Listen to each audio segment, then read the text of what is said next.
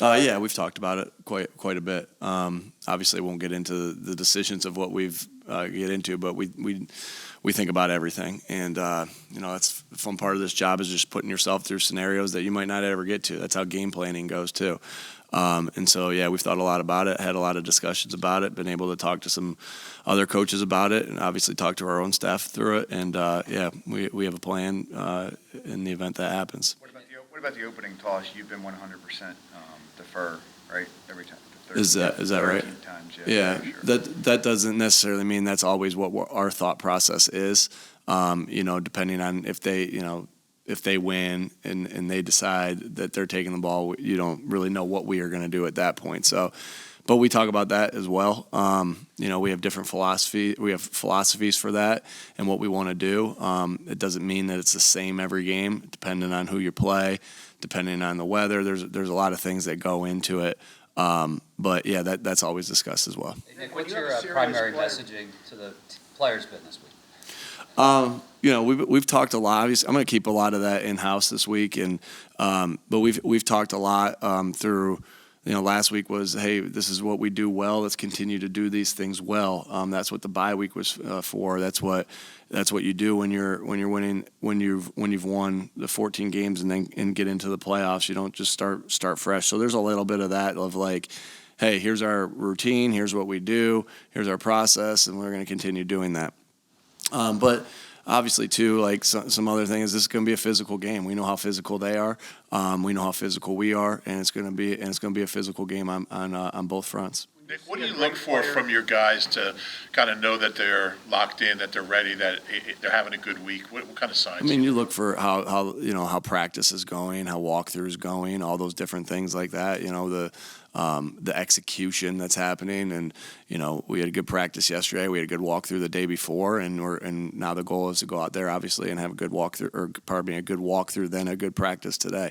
And so you're just looking for execution. Execution fuels emotion and excitement, and so that's what you're looking for. And then being locked in on meetings, just the same thing you're looking for through all the weeks that we've been going through this. Great veteran player like Lane Johnson playing through the serious injury he is. Do you see that permeate the mentality with the other guys on the team, the line, and everybody? Yeah, we know this is a physically and mentally tough team.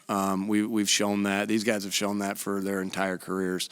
And in my 2 years here, I've seen that with our guys of how physically and mentally tough they are. I say physically because you see that. You see them block well. You see them tackle well. You see them get off blocks well. You see them come after the football or protect the football, with physicality and with toughness. And so we know we're physically tough because they just keep showing it. It's not just something that we say we are. We see our guys do it over and over and over again with those particular things that we mentioned, and that's obviously always important in football. That's important in every sport. I know. That's the first thing I say to my kids. Like, hey, have fun, play hard, be physical. That's what I say to them before any sporting event that they play in, because I know in any sport the play physical part is very important.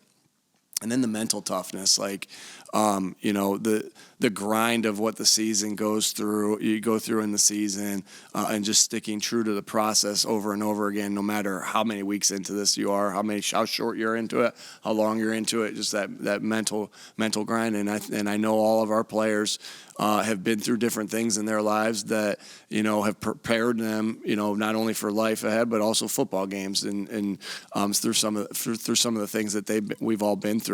And so I know this team's mentally tough, and I know this team's physically tough, and I know the team that we're about to play is those same things. So we know it's going to be a challenge and a big time game because of that.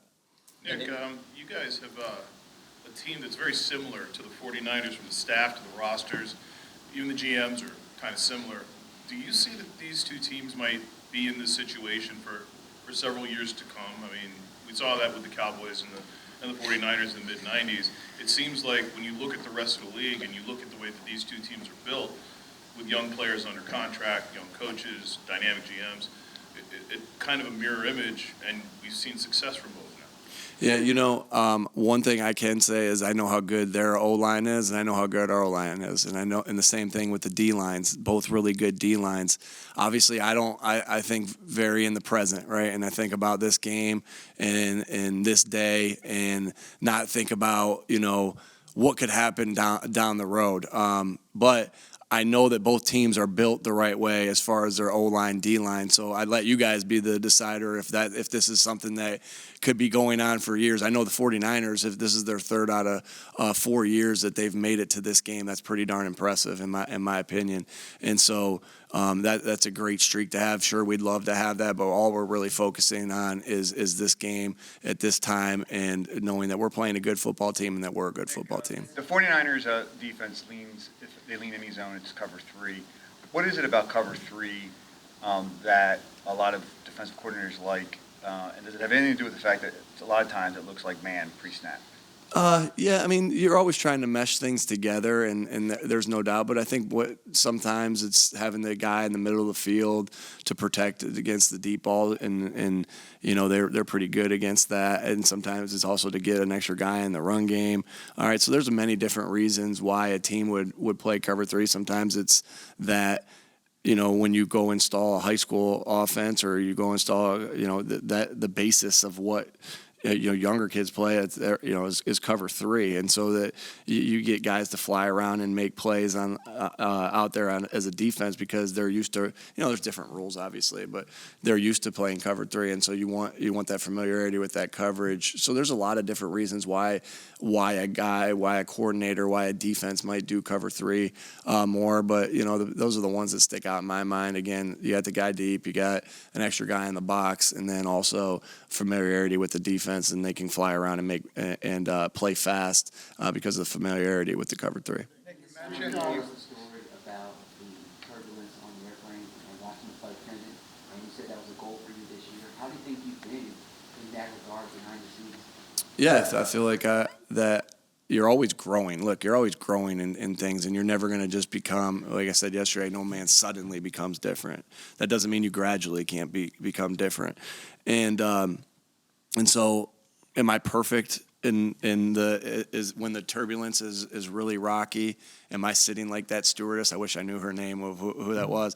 Am I sitting perfectly still like this at all times? No, but I know I'm better than when I was looking around like that, And so I'm growing, just like we want our players to grow in all areas. I'm growing too, and I do definitely feel like I've made steps, but still trying to grow in that area. You mentioned, how the 49ers have been to this game 3 times the last 4 years. I mean, while you guys don't have that same type of pedigree, you have guys like Jalen and Jordan and Jacoby who won college national championships the last few years. How much do you think that helps them, preparing for this game and the kind of message you want to send to the rest of the team? Yeah, big time. Playing in big games, like that's why you want guys like that from those types of programs, because they've played in the biggest spotlight in college for the biggest prize, and we got a lot of guys on this team, the guys that you mentioned that have done that: Devontae, Landon, Jalen, Jordan, Jacoby, right, and Josh Jobe, right. I know I'm missing some. Dallas, did Dallas play in the national championship game his senior year in the subdivision? I think they were close. I remember talking to him about that a couple weeks ago. But and then obviously all the guys that we've had that have been on the Super Bowl team with the 6 guys that we have that were on the 2017 team. So anytime you're playing in big games like that, that's super helpful, because. Again, it's not that you treat it any different, but you've been in there. You've been in that scenario before, and we've got a lot of guys that have been in that scenario before. Nick, when we see guys who kind of thrive on those big stages, why do you think that is? It's just who they are as players, right, and who they are as people, that they don't allow, you hear it all the time, he has ice water in his veins. Big-time players make big-time plays in big-time games. You hear that all the time. I think it's the cream rises to the top, at the biggest moments. And so it's the work that they put. There's no doubt it's the talent that they have, the work that they put in for it, but it's also their mentality of, hey, I'm here, but I'm not treating this game like any differently than I treated the last game. I'm treating this game with everything like I treated the last game and everything like I treated the game before that. And I'm completely locked in the moment, and I'm not thinking about anything but how to do my job and how to make plays. And I'm not thinking about the magnitude of the game, the magnitude of the moment. What happened to me play before, what's going to happen to me after this. They're just locked in. Again, I talk about that all the time with dog mentality. Like the best players, the best teams that I've been around, best coaches I've been around can be able to lock themselves into the moment they're in and focus on the task at hand only. How has Jalen responded to what will be the first time he's had to turn around in 1 week in over a month? Yeah. I don't think he's thinking about that at all. I mean, he's ready to go. He's I know he hasn't.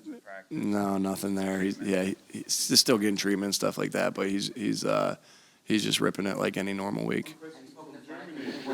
Yeah, I get you.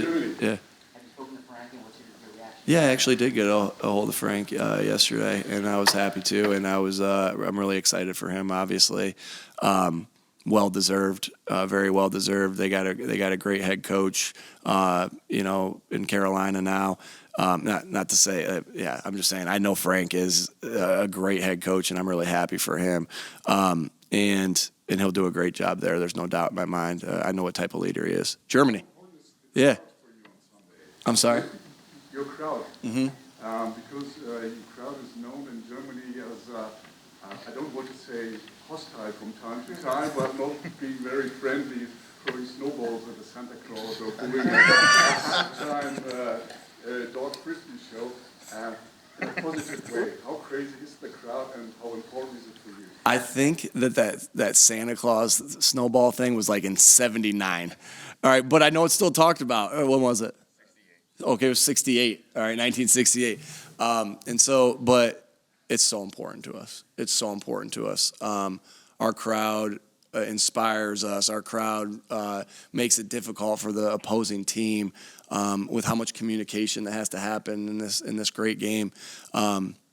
And so and they're hostile. They are hostile, and I knew that as being an opposing coach that coming here, how intimidating it can be.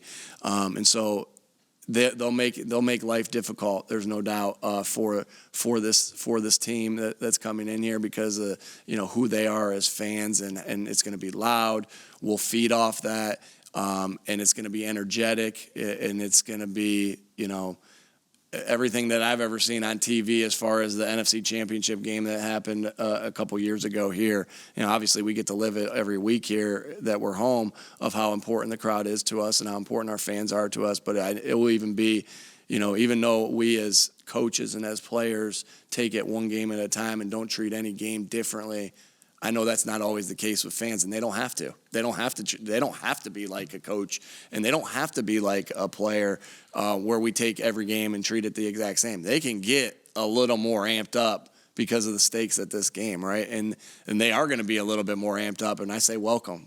I welcome that, and be as loud as they possibly can be, and be as energetic, and it's going to be great. It's going to be a great atmosphere.